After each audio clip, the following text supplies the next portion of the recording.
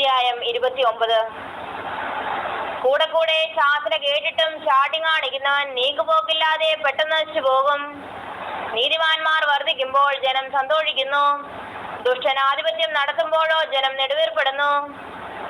ജ്ഞാനത്തിൽ ഇഷ്ടപ്പെടുന്നവൻ തന്റെ അപ്പനെ സന്തോഷിപ്പിക്കുന്നു.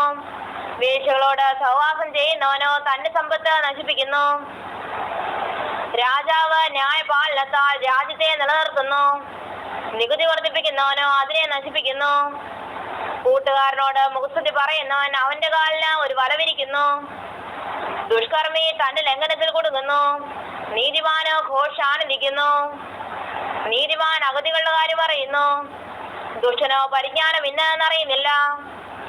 പരിഹാസികൾ പട്ടണത്തിൽ കോപാഗ്നി ജലിപ്പിക്കുന്നു.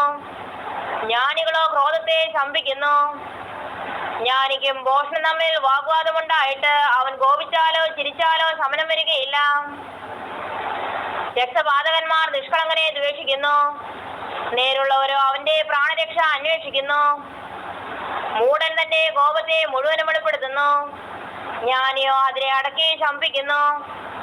അധിപതി നുണ കേൾക്കുവാൻ തുടങ്ങിയാൽ അവന്റെ വൃദ്ധന്മാരൊക്കെയും ദുഷ്ടന്മാരാകും. ദരിദ്രനും പീഡകനും തമ്മിൽ എതിർപ്പെടുന്നു. ഇരുവരുടെയും കണ്ണ് യഹോവ പ്രകാശിപ്പിക്കുന്നു. അഗതികൾക്ക് വിശ്വസ്തയോടെ ന്യായപാലനം ചെയ്യുന്ന രാജാവിന്റെ സിംഹാസനം എന്നേക്കും സ്ഥിരമായിരിക്കും. വടിയും ശാസനയും ജ്ഞാനത്തെ നൽകുന്നു.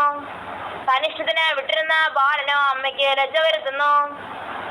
ദുഷ്ടന്മാർ പെരുകുമ്പോൾ അതിക്രമം പെരുകുന്നു. നീതിമാന്മാരോ അവരുടെ വീഴ്ച കാണും. നിന്റെ മകനെ ശിക്ഷിക്കുക, അവൻ നിനക്ക് ആശ്വാസമായി തീരും. അവൻ നിന്റെ മനസ്സിന് പ്രമോദം വരുത്തും.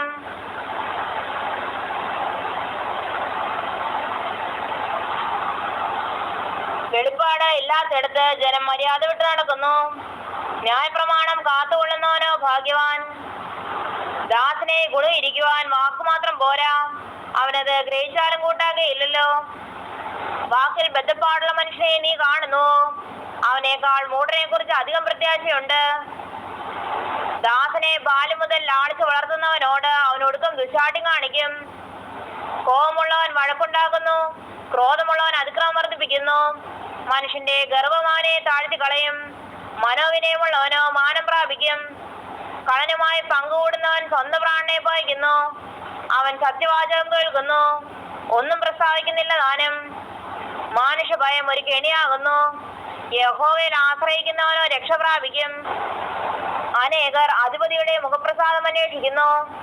മനുഷ്യന്റെ ന്യായവിധിയോ യഹോവയാൽ വരുന്നു. നീതികെട്ടവൻ നീതിമാന്മാർക്ക് വെറുപ്പ്, സന്മാർഗി ദുഷ്ടന്മാർക്കും വെറുപ്പ്.